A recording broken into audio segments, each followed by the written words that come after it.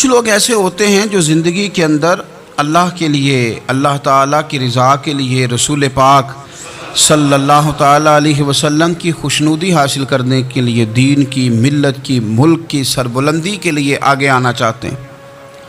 میرا رب کریم قرآن مجید سورہ حج میں ارشاد فرماتا ہے کہ الذین ان مکناہم فی الارض، کچھ لوگ ایسے ہیں کہ اگر ہم انہیں زمین میں اقتدار دیں، زمین میں اگر ہم انہیں قابو دیں تو وہ کیا کریں گے؟ اقاموا الصلاۃ و آتوا الزکوٰۃ، وہ نماز قائم کریں گے، زکوٰۃ ادا کریں گے، وامروا بالمعروف، نیکی کا حکم دیں گے، ونہوا عن المنکر، اور لوگوں کو بری باتوں سے منع کریں گے۔ وہ دینی، فکری، اصلاحی انقلاب برپا کر دیں گے، نماز کو عام کریں گے، زکوٰۃ کو عام کریں گے، بھلائی کا حکم دیں گے اور برائی سے منع کریں گے۔ اللہ تبارک و تعالیٰ نے ان لوگوں کو جب اقتدار دیا، وہ کون لوگ تھے؟ سیدنا صدیق اکبر، حضرت فاروق اعظم، سیدنا عثمان غنی، حضرت مولا علی رضوان اللہ تعالیٰ علیہم اجمعین۔ اللہ نے جب ان لوگوں کو اقتدار دیا زمین کے اندر، اللہ تبارک و تعالیٰ نے انہیں نبی پاک علیہ الصلاۃ والسلام کی نیابت کے لیے چنا، تو ان لوگوں نے یہ انقلاب برپا کیا، نمازیں عام ہو گئیں، شوق سے لوگ صدقات و خیرات دینے لگے، بھلائی عام ہوئی، برائی کا کلا کما کیا گیا۔ ہمارے ہاں بھی لوگ احتساب کی باتیں کرتے ہیں، ہمارے ہاں بھی لوگ کہتے ہیں کہ میں رشوت خوری کو، کرپشن کو، ناجائز چیزوں کو ہمیشہ کے لیے جڑ سے اکھیڑ پھینٹوں گا۔ لوگ دوسروں سے مطالبہ کرتے ہیں کہ یہ سارے کام جائز کریں، لیکن خود اس پر عمل کرنے کو تیار نہیں ہوتے۔ یاد رکھ لیں کہ یہ جو احتساب ہے یہ انسان کی اپنی ذات سے شروع ہوتا ہے۔ آپ جب نظام احتساب دنیا کے اندر مستحکم کرنا چاہتے ہیں تو اس میں پھر آپ کو اپنی ذات کو سامنے پیش کرنا پڑے گا۔ آج ہم بات کرنے جا رہے ہیں سیدنا فاروق اعظم رضی اللہ تعالیٰ عنہ۔ تو جناب عمر فاروق رضی اللہ تعالیٰ عنہ کا جو نظام احتساب ہے، انہوں نے اس کو گھر سے شروع کیا تھا، اپنے آپ سے اس کا آغاز فرمایا تھا۔ ہمارے ہاں یہ ہوتا ہے کہ جس بندے کے اکاؤنٹ میں اچھے خاصے پیسے ہیں، وہ بل جمع کرانے جائے تو اسے لائن میں نہیں لگنا پڑتا، مینیجر صاحب اسے آگے بلا لیتے، تو وہ بعد میں کیا کہہ رہا ہوتا ہے؟ کہتا ہے دیکھو اللہ نے کتنی عزت دی ہے، مجھے لائن میں نہیں لگنا پڑا۔ بھائی لائن میں لگنا تو آپ کا یہ تھا کہ آپ سمجھتے کہ سارے مسلمان ہیں، مومنین ہیں، برابر ہیں، تو میں کسی کو تکلیف میں مبتلا نہ کروں۔ جب آپ آگے چلے گئے تھے تو آپ نے بہت سارے لوگوں کا حق مارا تھا، وہ لائن میں جو لگے ہوئے تھے ان کا وقت لمبا ہو گیا تھا۔ آپ نے تو اپنے آپ کو احتساب کے لیے پیش ہی نہیں کیا، بلکہ آپ نے کہہ دیا کہ جناب میرا تو رتبہ اعلیٰ ہے، لہذا یہ میرا حق بنتا تھا، مجھے تو استحکام ملنا چاہیے تھا۔ یہاں بہت سارے لوگوں نے اپنے حق میں چیزوں کو اور رنگ میں پیش کیا۔ سیدنا فاروق اعظم رضی اللہ تعالیٰ عنہ نے اس نظام احتساب کو اپنے گھر سے شروع فرمایا۔ حضرت عمر فاروق رضی اللہ تعالیٰ عنہ اپنے بچوں سے فرمایا کرتے تھے کہ جب میں حکم لوگوں کو کروں گا نا، اپنی رعایا کو، مسلمانوں کو میں کوئی حکم دوں گا تو تمہیں پہلے اس پر عمل کرنا پڑے گا۔ آپ فرمایا کرتے تھے یاد رکھنا لوگ تمہیں اس طرح دیکھیں گے، لوگ اس طرح تمہیں دیکھیں گے جس طرح گوشت کھانے والا پرندہ گوشت کو دیکھا کرتا ہے۔ چیل گوشت کھاتی ہے تو کیا کبھی اس کو پیغام بھیجنا پڑا ہے کہ تو آجا یہاں گائے مر گئی ہے، بھینس مر گئی ہے؟ خود بخود اس کی نظر ہوتی ہے، وہ پہنچ جاتی ہے۔ جناب عمر فرمانے لگے میرے گھر والوں، میرے بیٹوں، میری بیٹیوں، میری اہلیہ، لوگ تمہیں اس طرح دیکھیں گے جس طرح گوشت کھانے والے پرندے دیکھتے ہیں، لہذا میں جب کسی کو عمل کروں تو پہلے تمہیں اس پر عمل کرنا پڑے گا جب میں کسی کو حکم دوں۔ آپ فرمانے لگے یاد رکھنا اگر تم نے میرا حکم نہ مانا تو غیروں نے حکم نہ مانا تو انہیں ایک سزا ملے گی، اور اگر میرے گھر والوں نے نہ مانا تو ڈبل سزا ملے گی، تم پر ڈبل سختی کی جائے گی کہ تم نے میری بات کیوں نہیں مانی۔ یہ نظام میں احتساب ہے۔ ہم نہ دوسروں کے بچوں کا گلا کاٹ کے اپنے بچوں کی خوشیاں لینا چاہتے ہیں، ہم چاہتے ہیں کہ دوسروں کے بچوں کے حصوں کا مال میرے گھر میں آ جائے، آ جاتا ہے۔ کچھ لوگوں کی سیاست چل جاتی ہے، کچھ لوگوں کا فریب اور فراڈ کام کر جاتا ہے، لیکن وہ گھر روشن نہیں ہوتے۔ ان گھروں میں پیسہ ہوتا ہے پر قرار رخصت ہو جاتا ہے. ان گھروں میں آسانیاں اور وسعتیں تو آ جاتی ہیں لیکن ایک دوسرے کا احترام ختم ہو جاتا ہے. سیدنا فاروق اعظم رضی اللہ تعالیٰ عنہ کا یہ طریقہ تھا کہ وہ اپنے بچوں پر سختی کرتے. آپ ہمارے ملک میں یہ نظام ہے، موجودہ حکمران ہو یا ان سے پچھلے، بچے سب کے ملک سے باہر رہتے ہیں. یہاں رہتے ہیں تو محلات میں، باہر جاتے ہیں تو بڑی بڑی آسائشوں میں. ان کے بچوں کے لیے قانون بھی الگ سے ہیں، قاعدے بھی الگ سے ہیں. اور ہمارے ملک کے اندر تو ایک باقاعدہ پروٹوکول کا سسٹم ہے. اس سسٹم سے گزر کر بڑے بڑے لوگ چلنا پسند کرتے ہیں. ہمارے زمانے میں بھی کچھ چیزیں سرکاری ہوتی ہیں خالص، لیکن عجیب نظام ہے نا، ہر چیز کا کرایہ بڑھ جاتا ہے، سرکاری دکان کا نہیں بڑھتا. باقی دکانیں 5-6 سال کے لیے ملتی ہیں، سرکاری دکان پہ آپ قبضہ کرنا چاہیں تو پورے 100 سال کے لیے مل جاتی ہے. چونکہ یہ عام عوام کی پراپرٹی ہے تو اس کے ساتھ جو مرضی کو سلوک کرے. ایک سرکاری چراگاہ تھی جس کے اندر جانور چرا کرتے تھے. ہمارے ہاں بھی پنجاب میں کچھ جگہیں ہوتی ہیں تو ہم لوگ کہتے ہیں شام لاٹ ہے. سرکاری چراگاہ میں جانور چرا کرتے تھے. حضرت عمر فاروق رضی اللہ تعالیٰ عنہ کے صاحبزادے سیدنا عبداللہ ابن عمر رضی اللہ تعالیٰ عنہ نے بھی ایک اونٹ خرید لیا. تو سب لوگوں کے جانور سرکاری چراگاہ میں چرتے تھے، آپ نے بھی اپنا جانور وہاں چرنے کے لیے کھانے پینے کے لیے چھوڑ دیا. وہ جب اونٹ آیا تو پتلا تھا، کچھ دنوں کے بعد وہ فربا ہو گیا، طاقتور ہو گیا، موٹا تازہ ہو گیا. حضرت سیدنا عبداللہ ابن عمر رضی اللہ تعالیٰ عنہ نے بیچا تو وہ ڈبل قیمت سے بھی زیادہ کا بکا، کیونکہ پہلے دبلا پتلا تھا، اب موٹا تازہ فربا ہو گیا. حضرت سیدنا فاروق اعظم رضی اللہ تعالیٰ عنہ کو پتہ چلا تو بلایا، فرمایا پتر اونٹ بیچ دیا ہے؟ ابا جی بیچ دیا ہے. فرمایا کتنے کا خریدا تھا؟ اتنے کا. بیچا کتنے کا؟ ڈبل قیمت بتائی. فرمایا اس طرح کر کے اصل رکھ لے اور جو اوپر ملی ہے مجھے دے دے. حضور آپ نے کیا کرنی ہے؟ فرمایا میں سرکاری خزانے میں جمع کروں گا. حضور کیوں؟ فرمایا اس لیے کہ تیرا اونٹ سرکاری جگہ پہ چرا کرتا تھا، وہ گھاس سرکاری جگہ سے کھاتا تھا. حضور سب کے کھاتے. حضرت عبداللہ ابن عمر کہنے لگے سب کے کھاتے ہیں. آپ فرمانے لگے تو سب میں شامل نہیں ہے، تو امیر المومنین کا بیٹا ہے، تجھے میں یہ حق نہیں دے سکتا، تیرے اوپر تھوڑی سختی زیادہ کی جائے گی، تجھے یہ حق نہیں ملے گا. تو اپنے اونٹ کو چونکہ سرکاری چراگاہ میں چرایا کرتا تھا، لہذا تجھے وہ جو اصل رقم یہاں جمع کرانی پڑے گی. ہمارے تو بچے پہلی بات تو یہ ہے کہ بات ہی نہیں سنتے. یہ سب کے بچوں کی بات کر رہا ہوں، وہ ٹیچر کے بچے ہوں، سیٹھ کے بچے ہوں، پیر کے بچے ہوں، امام صاحب کے بچے ہوں، کسی کے بچے ہوں، پہلے تو سنتے نہیں. اور اللہ خیر کرے اگر آپ کوئی سنانا چاہیں تو فوری طور پر وہ ہوم منسٹری کے پاس پہنچ جاتے ہیں، ان کی اماں ان کی وکیل بن جاتی، آپ کہہ ہی کچھ نہیں سکتے. حالات رخ بدل جاتے. اس کا نقصان یہ ہوتا ہے کہ ان کو تراشا نہیں جا سکتا، ان کو ہیرے نہیں بنایا جا سکتا. ان کے اوپر کچھ ایسی میل کچیل چڑھ جاتی ہے جو بڑی عجیب و غریب ہوتی. اور کچھ لوگ ایسے ہوتے ہیں جو خرابی کرنے میں بھی اپنا کردار ادا کرتے ہیں، خرابی کرنے میں. اور بڑے لوگوں سے منسلک ہونے کے لیے لوگ رستے تلاش کرتے ہیں، رستے.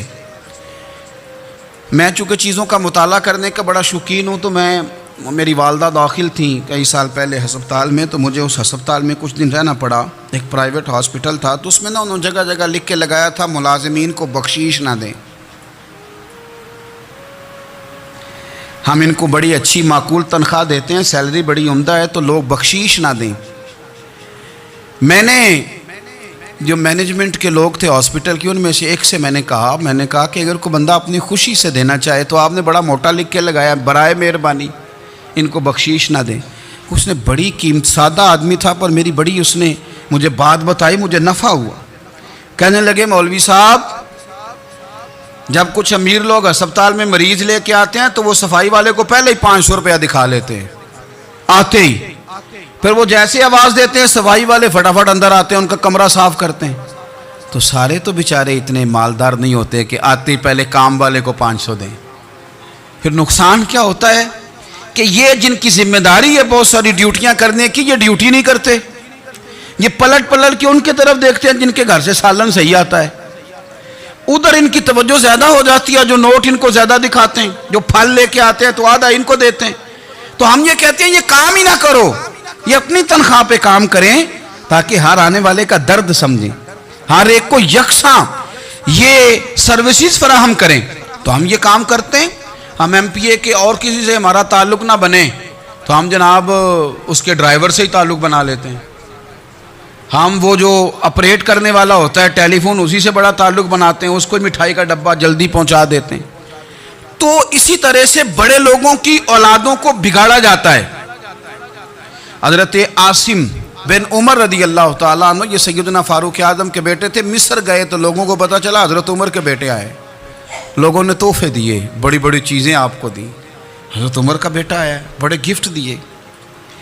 تو صاحبزادے واپس آئے تو ان کے پاس بڑے تحائف تھے، سیدنا عمر فاروق رضی اللہ تعالیٰ عنہ نے دیکھا تو فرمایا ادھر لانا تحفے۔ کہا ابا جی لوگوں نے مجھے دیے ہیں۔ فرمایا تو نے کیوں بتایا تھا کہ میں امیر المومنین کا بیٹا ہوں؟ کہا حضور ان کو ویسے ہی پتہ چل گیا۔ فرمانے لگے پتر یہ تحفے تمہیں اس لیے ملے ہیں کہ تم امیر کے بیٹے ہو، یہ تحفے تمہارا حق نہیں، چونکہ تمہیں اس کرسی کی وجہ سے ملے ہیں اور یہ کرسی مسلمانوں کی ہے، لہذا یہ حق بھی مسلمانوں کا ہی ہے، یہ لا سارے مال غنیمت میں جمع کیے جائیں گے۔ آپ اپنے گھر سے جب احتساب شروع کرتے ہیں، اپنے گھر سے، اور یہ یاد رکھیں یہ جو لوگ آتے ہیں آپ کے بچوں کو نوازنے کے لیے یہ انہیں خراب کرتے ہیں، بگاڑ پیدا کرتے ہیں، یہ عجیب و غریب سی چیزوں میں مبتلا کر دیتے ہیں، بچوں کا نقصان ہوتا ہے کل کلام۔ پھر جو شاپر اچھا لے کے آئے پیر صاحب کے بچے ذرا اس سے پیار سے ملتے ہیں، نقصان ہو جاتا ہے، یہ دستے نگر ہو جاتے ہیں، یہ لوگوں کی طرف جیتے ہیں، دوسروں پہ ڈیپینڈ کرنے لگتے ہیں۔ حضرت ابو موسیٰ اشعری رضی اللہ تعالیٰ عنہ نے پہلے تو ایک قلین بڑا سونا تھا تو آپ نے حضرت عمر کے گھر بھیج دیا کہ چلو ان کے گھر میں ان کی اہلیہ بچھا لیں گی، کہیں سے تحفہ آیا۔ پھر وہ جس کمرے میں مال غنیمت اور خزانہ رکھا جاتا تھا اس کی صفائی کر رہے تھے تو ایک دینار مل گیا، تو وہ دینار بچے سارے جا رہے تھے تو ان میں سے حضرت عمر کے ایک بیٹے کو چھوٹے کو بلایا اور بلا کے کہا پتر یہ دینار لے لو۔ حضرت عمر نے دیکھا کہ بیٹے کے ہاتھ میں دینار بھی ہے اور گھر میں قالین بھی ہے، ایک موقع پہ وہ قالین گیا، ایک موقع پر بچے کو ایک دینار دیا، تو حضرت عمر اپنی اہلیہ سے پوچھنے لگے یہ کہاں سے آیا قالین؟ کہا جناب ابو موسیٰ اشعری رضی اللہ تعالیٰ عنہ نے بھیجا ہے۔ بیٹے سے پوچھا دینار کہاں سے آیا؟ کہا مجھے انہوں نے ہی دیا ہے۔ آپ نے وہ دینار بھی لیا اور قالین بھی لیا اور اس کو لپیٹا اور جناب ابو موسیٰ اشعری کو بلایا اور اتنے سخت ناراض تھے، فرمانے لگے ابو موسیٰ اشعری سے کہنا میرے پاس پیدل آئے، گھوڑے پہ نہ آئے۔ اور جب آئے حضرت ابو موسیٰ اشعری تو جناب عمر اتنے ناراض ہوئے کہ وہ قالین لپیٹ کے تو ان کے سر پہ مار دیا۔ فرمانے لگے پکڑو اپنا دینار، تمہیں پورے مدینے میں میرے بیٹے کے علاوہ کوئی اور نہیں ملے تھا جسے تم خراب کر سکو، میرا پتر ہی ملا تھا بگاڑنے کے، کس نے اجازت دی تم میرے بیٹے کو دینار دو؟ کیوں لائے تم میرے گھر میں قالین؟ حضرت عمر فاروق رضی اللہ تعالیٰ عنہ فرمانے لگے میں زمین پہ سونے کا عادی ہوں، زمین چٹیل بھی ہو تو رب کا بندہ بن کے سوتا ہوں تو اللہ مجھے آرام اور سکون کی نیند عطا فرما دیتا ہے، مجھے تمہارے مخملوں کی اور قالینوں کی ضرورت نہیں ہے۔ احتساب یہاں سے شروع ہوتا ہے بھائی، یہاں ہم نہ اپنے گھر میں بیٹھ کے مایوس باتیں کرتے ہیں اور فلانے کے بچے کہاں پہنچ گئے، فلانے کے بعد بڑا پیسہ آ گیا، میں کچے مکان میں رہوں، میں یہ کروں، دیکھو مجھے نہیں سہولی۔ یہ تو آپ مایوسی والی باتیں کر رہے ہیں، یہ تو آپ کمزور باتیں کر رہے ہیں، یہ تو اس طرح کی باتیں تو ہارے ہوئے لوگ کرتے ہیں۔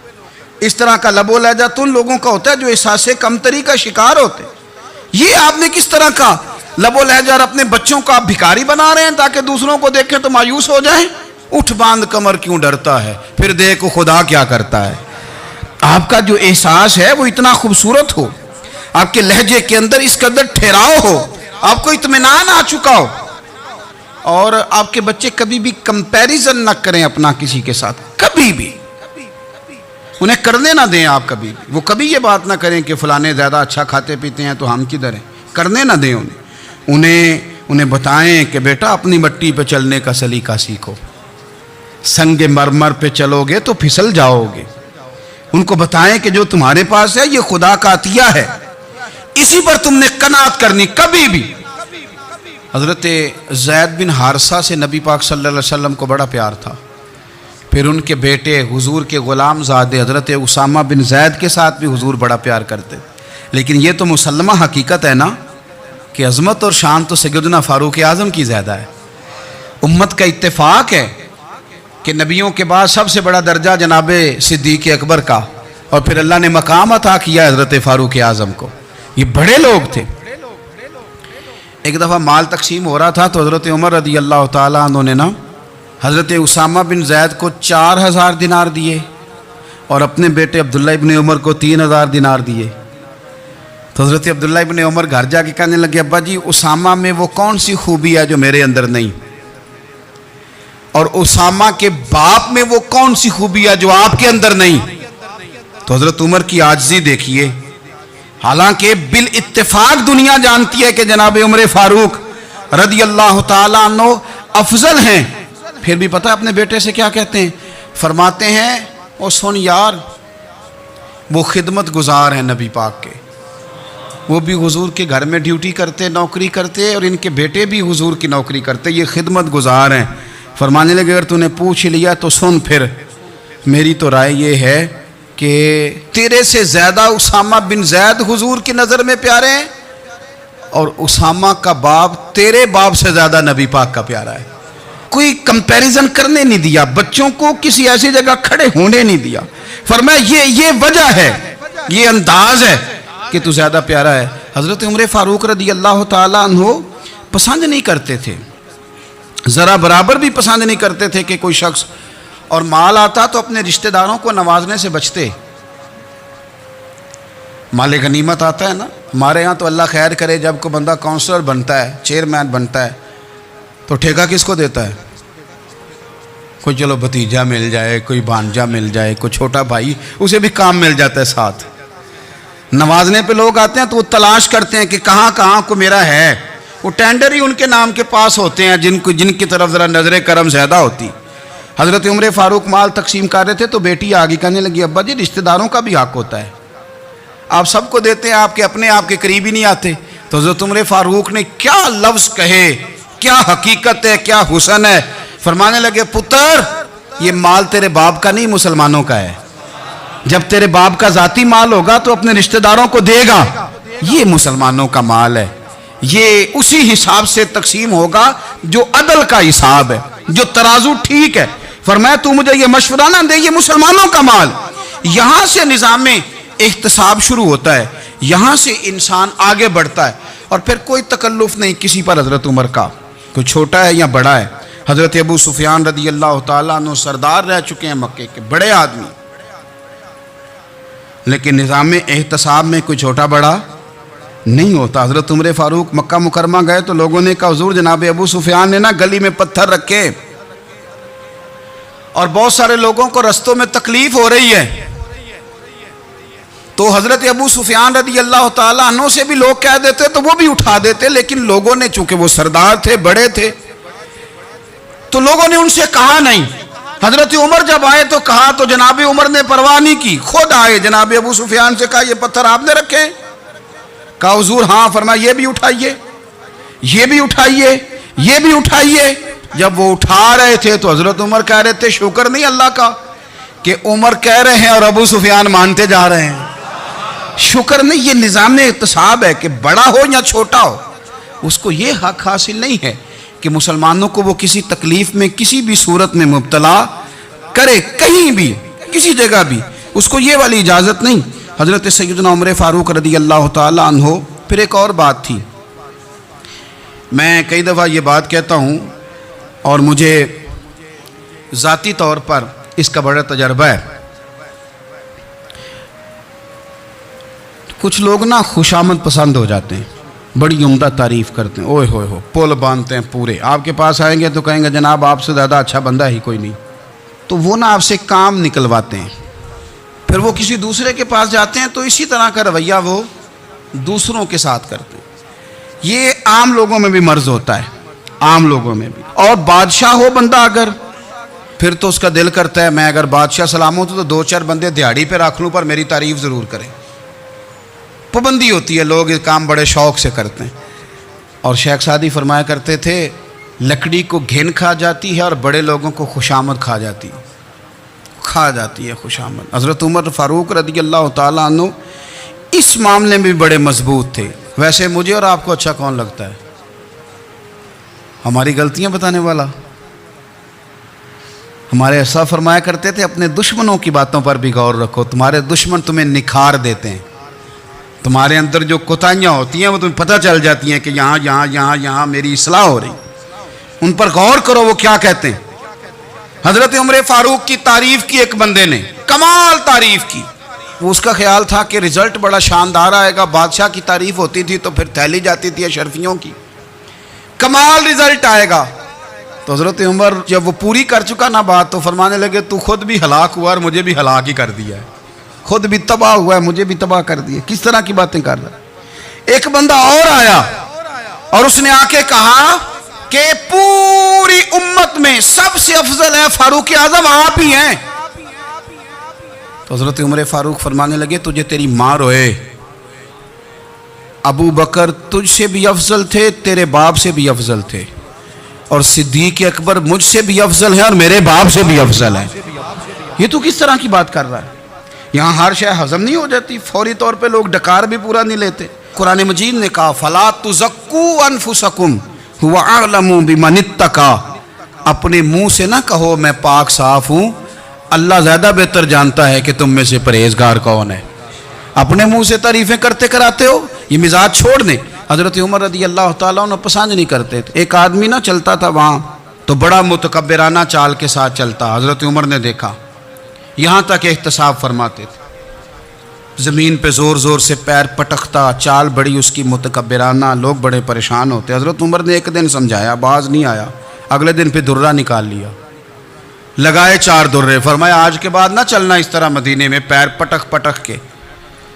اس وقت تو اسے غصہ لگا، لیکن کچھ دیر کے بعد نا جب غصہ اترا تو حضرت عمر کے پاس آیا، کہنے لگا حضور اللہ آپ کا بھلا کرے، آپ نے درے نہیں مارے، آپ نے تو شیطان بھگا دیا جو میرے ساتھ چمٹا ہوا تھا، چمٹا ہوا شیطان آپ نے مجھ سے بھگا دیا ہے۔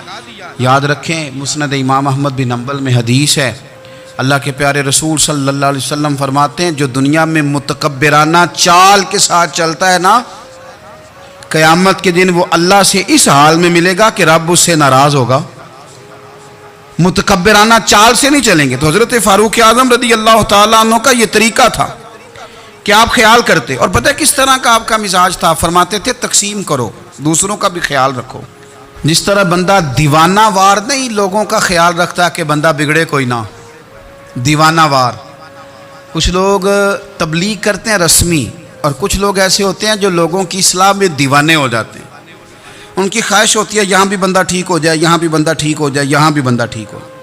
کچھ لوگ کڑی نگرانی کرتے ہیں کہ انسان بگڑنے نہ پائے۔ حضرت عمر فاروق رضی اللہ تعالیٰ عنہ نا گوشت والی دکان کے پیچھے جا کے بیٹھ گئے کئی دنوں تک۔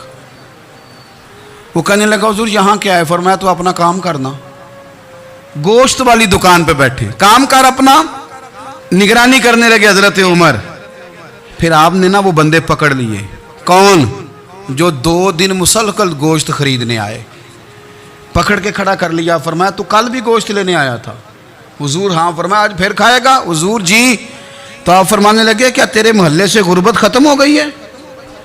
تیرے رشتہ دار سارے پیٹ بھر کے کھاتے ہیں، تو 2 دن گوشت لینے آتا ہے؟ فرمایا آج کے بعد مسلسل گوشت لینے آیا تو درے سے ماروں گا، خبردار یہ کام نہ کرنا۔ یہاں تک نظام احتساب کا جب خیال رکھا جائے پھر حالات بگڑا نہیں کرتے، پھر وہ قابو میں رہا کرتے۔ حضرت عمر فاروق رضی اللہ تعالیٰ عنہ اس ترتیب کے ساتھ اصلاح کرتے، اس ترتیب کے ساتھ۔ سیدنا فاروق اعظم رضی اللہ تعالیٰ عنہ کی ایک بات آخر میں عرض کرنی ہے، وہ میں بھی اپنے اوپر لاگو کروں، آپ بھی غور کریں۔ حضرت عمر فاروق رضی اللہ تعالیٰ عنہ نے نا خط لکھا حضرت ابو موسیٰ اشعری کو۔ آپ فرمانے لگے یاد رکھنا جو گورنر، جو امیر اپنے رب کریم کی فرما برداری کرتا رہتا ہے نا، اس کی رعایا بھی اس کی فرما برداری کرتی ہے، اور جو لوگ اپنے رب کریم کی فرما برداری چھوڑ دیتے ہیں پھر جنہوں نے ان کی فرما برداری کرنی ہوتی ہے وہ ان کی فرما برداری چھوڑ دیتے ہیں۔